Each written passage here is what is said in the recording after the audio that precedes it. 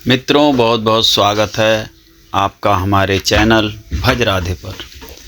इस वीडियो के माध्यम से हम आपको भगवान कृष्ण के अनन्य भाव से उपासना के बारे में बताएंगे। और अगर आप हमारे चैनल पर नए हैं तो सब्सक्राइब ज़रूर करें और वीडियो पसंद आने पर लाइक करना ना भूलें।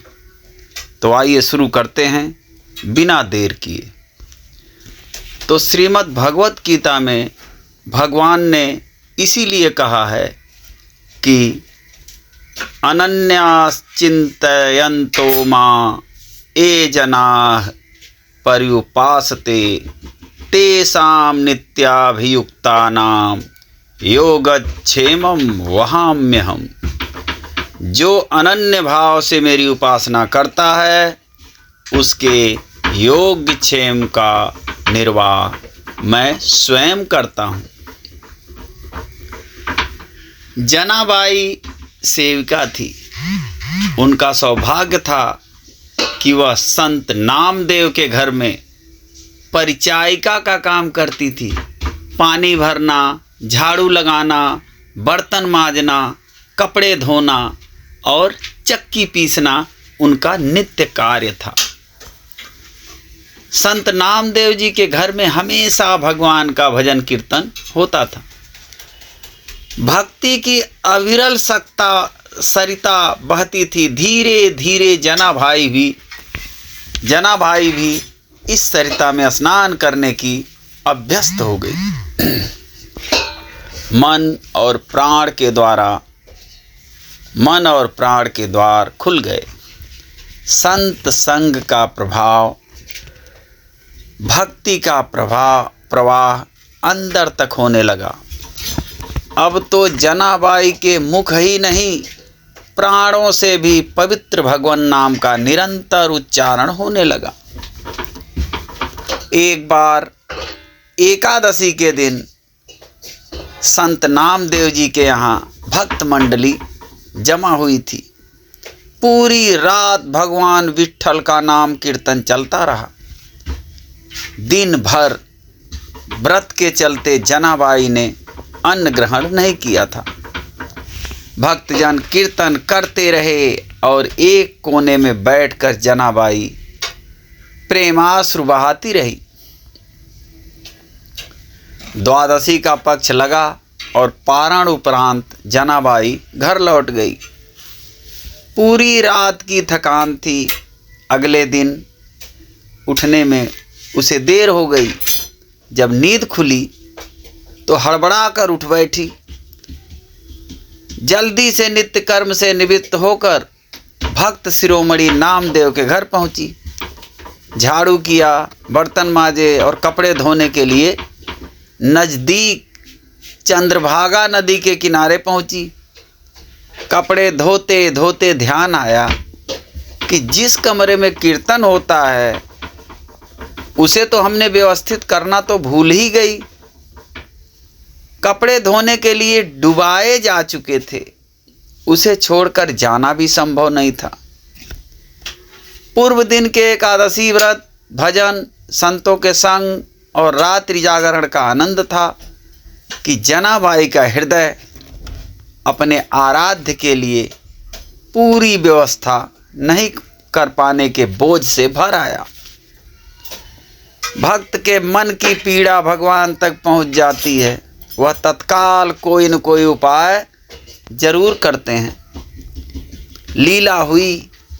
जनाबाई चिंता में बैठी थी कि तभी एक वृद्ध महिला वहां आ पहुंची और पूछा कि आखिर किस चिंता में डूबी हो।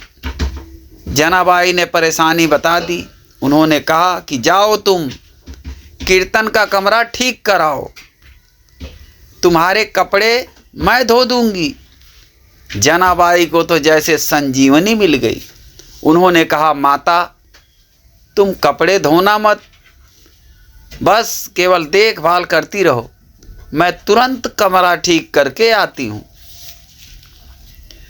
प्रभु की माया ऐसी जनाबाई को इतना भी अवकाश नहीं था कि वह सोचती कि आखिर यह वृद्धा है कौन, और उसके मन की व्यथा उसने इतनी आसानी से कैसे जान ली। वह तुरंत भागी और कमरे की व्यवस्था करके उल्टे पांव लौटी। तभी उन्होंने दूर से ही देखा कि वो वृद्धा जा रही है और सारे कपड़े धुलकर सूख रहे हैं। कपड़े धुल भी गए, सूख भी गए। यह सारा काम इतनी जल्दी कैसे हो गया? जनाबाई तुरंत उस वृद्धा के पीछे दौड़ी और उन्हें रोकने की कोशिश की। तभी जनाबाई को ठोकर लगी और गिर पड़ी। थोड़ी देर के लिए दृष्टि ओझल हुई और वृद्धा नजरों के आगे से विलुप्त हो गई, लेकिन गीली मिट्टी से उनके पैरों के निशान बने हुए थे।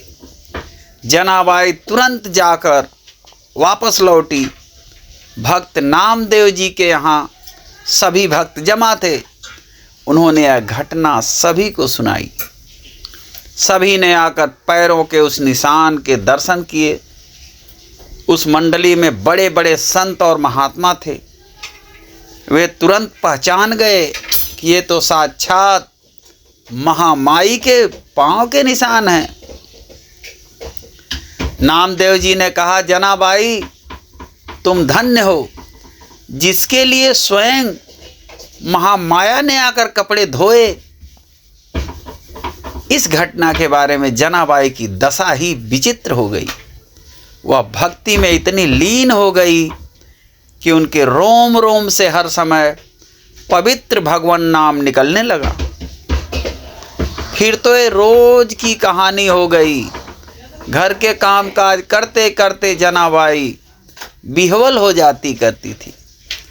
नटखट नागर प्रभु विट्ठल ऐसे की समय की प्रतीक्षा में बैठे रहते थे। जैसे ही जनाबाई भक्ति और प्रेम में अपनी सुध-बुध खोती थी, भगवान आकर उनकी जगह काम करने लगते थे। कभी चक्की पीस दी, कभी कुछ दूसरा काम कर दिया। जब जनाबाई का भवावेश खत्म होता था तो उन्हें दिखता कि काम तो हो चुका है। इन्हीं घटनाओं का वर्णन करते हुए मराठी कवियों ने लिखा है, जनी संग दलीले, यानी करुणामय प्रभु जनाबाई के साथ चक्की पीसते थे। हरि आप अपने भक्तों की रखवाली उनके काम करते हैं।